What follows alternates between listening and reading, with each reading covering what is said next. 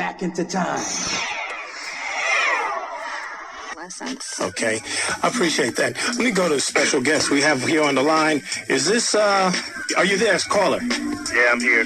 Who's this I'm talking to? Tupac Shakur. Tupac Shakur, how you doing now? Chilling. Chilling? Yeah. Today we're talking about sexual harassment, and I wanted to talk about it coming from the entertainment perspective, the type of role models that guys have that might lead to people moving in a direction where they treat women in a way that can be construed as sexual harassment. How would you see that? I agree. I think that's right, because your environment will tell, how you see women. But I still don't think that's an excuse, because, my mom respects women to the utmost. She raised me to say bitch. I learned bitch on the streets. Right. So it's not just like your home bringing in your moral fiber stopping you from being a good man. That women ultimately dictate how men treat them. I think if women made it mandatory that they got their respect, they would mandatorily get their respect. How does a woman do that? How does a woman go about demanding that sort of respect, especially at a time when you have guys that may threaten them, that they're intimidated? That's true. I tell women all the time, my homegirls, that I know it's sad, but the truth of the matter is that most men are stronger physically than women. Right. So you have to be stronger mentally than the man, because honestly, on the whole, and I ain't even going front, women can be smarter than men. If women were smart, they could control men. But what they end up doing is getting caught up in the magic. What's the magic? The magic is the words. You can't listen to the words, you gotta watch the action. Don't listen to the words. Never listen to the words, watch the action.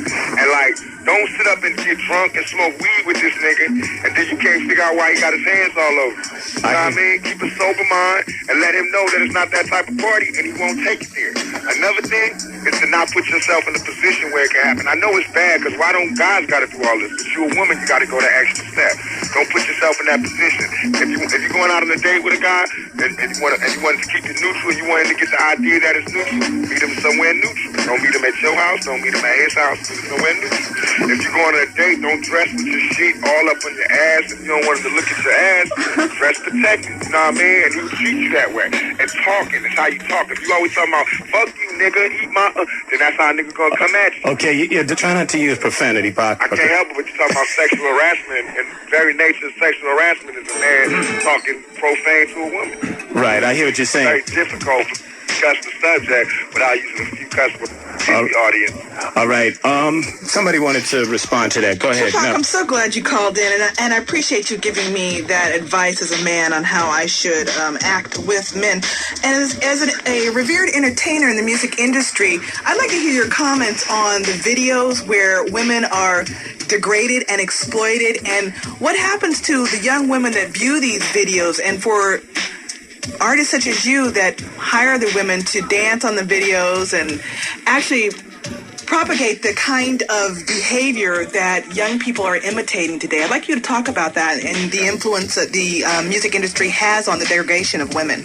I don't think that the industry has influence on degradation. I think that's false. I think what you're doing is so you don't think downplaying women. Let me ask you a question. I think that like what you just said about us hiring these women, putting them in our videos, degrading them, what you're doing is making these women small, like they have no hearts, like they have no brains. All the women in my video came to me to be in the video. I don't even really hire these women. They come and say, can I dance in your video? And you know what else? It's wrong for you to downplay their job. Just like you do whatever you do, these women dance or perform or whatever they do for a living in these videos, and that's their job, and that's what they do, and women should be allowed to work, doing whatever they want to do of their choice. Everybody's not controlled. So in other words, that the images that we see, we can't necessarily put it on the artist. That who should interpret those images for the young minds that are easily influenced? No. You got it twisted. Women. When I just did California Love, I told the girls like what I wanted them to do in the video. Y'all want everybody to be here. They dressed in the clothes that they wanted to dress in. I didn't dress them. I said, come to the video. Everybody was dressed. If there was something that somebody didn't want to do, they say, Pac, I don't want to do that. And my job to be equal to women is just to give them that option. When she didn't want to do something, okay, you don't have to do that, but how about doing this? Yeah, okay, well then that's her choice. That's not us making them dress like that or dance like that. That's them making a choice to do those things to And you as an entertainer have no moral responsibility for how the video is produced or anything. It's totally all on the women, and they just want to be like this. As an entertainer, do I have a moral responsibility? No. As an entertainer, as a human being, I have a moral responsibility, and I think I satisfy that moral responsibility. As a person, I can do whatever. As an entertainer, I can do whatever I want in my video. Let me ask you one question. I mean, you gave some advice for the women. I didn't give advice. I gave my opinion. Right. Okay. Advice. Opinion. What opinion would you have for males out there in terms of how they would look at females and this whole issue of sexual harassment? I think men in general, myself included, we have to slow down and start figuring out exactly. We always assume what women want, and that's where we're wrong. We have to start seeing that some of these women might not be as impressed by us and want to be with us like we swear they want to be with us. Some of these women might not want to be touched and we think they want to be touched. Some of these women might not want us to kiss when we think they want to be kissed. So we got to have enough heart to take no. Right, to say, damn, or just be a man. Like what I do now, just be a man, and no matter how crazy it sounds, ask. I hear that. Can I touch your leg? You know, I mean, it sounds crazy. And that's what you said in one of the most recent interviews I read with you, that from now on, it's going to be a situation you will ask, and if they say no, then the party's over. Right.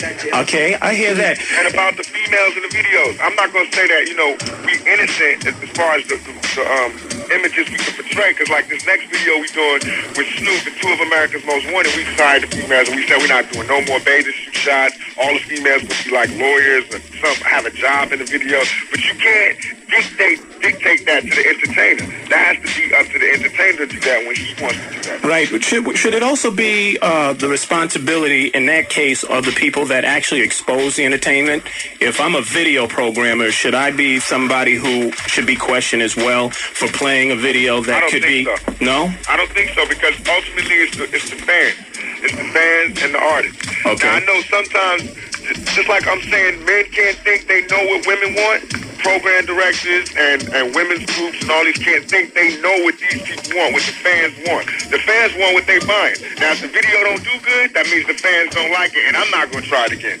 Okay. But if the video is doing good and you holding it back, then you are wronging me as an artist. Okay. And you putting in a position where, I mean, without much, you know, like in the organization that we have in Death Row, like Snoop and me, we got a female management. You know what I mean? Teresa, we got so many women that work with us on a day-to-day basis that it's impossible for us to forget that there are women in this world. It's impossible for us to just straight steamroll over women. Okay. Hey, Pac, I appreciate you taking the time out. Anything that you want to say to the fans up here in the Bay Area about upcoming projects or what we can expect from you coming down the pipe? Yeah, we just teamed up with Hammer. We bringing Hammer to Death Row.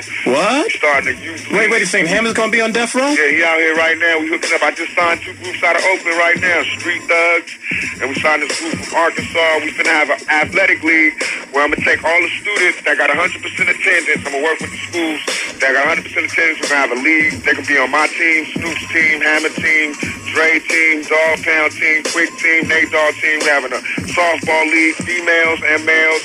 It's going to be from the Bay Area all the way to Sacramento, all through L.A. We got the World Series and Las Vegas. It's going to be a free show that we're going to throw for all the kids to stay in school. Me, Snoop, Dog Pound, the biggest show in hip-hop for free. We're going to close the whole club up for them, have security in there, just give them a free show, no alcohol served. Right. And we're going to like this little youth league, get the community spirit back. We're going to start throwing block parties and stuff. So that sounds wild. Hammer was a step towards getting Oakland on a serious Death Row family tree.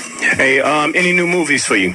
Yeah, me and Snoop wrote a movie called 3 Strikes. We're putting that together. I got a movie called Gridlock supposed to be coming out. That's why I'm growing my hair now. Okay. Hey, Pac, I appreciate it, and props to you for a big song, California Love, man. Thank you. I appreciate it. Okay, thanks a lot. Who was the woman I was talking to? That was Melanie Dewberry from Girls Incorporated. Okay. Thank you, Melanie. Peace. All right.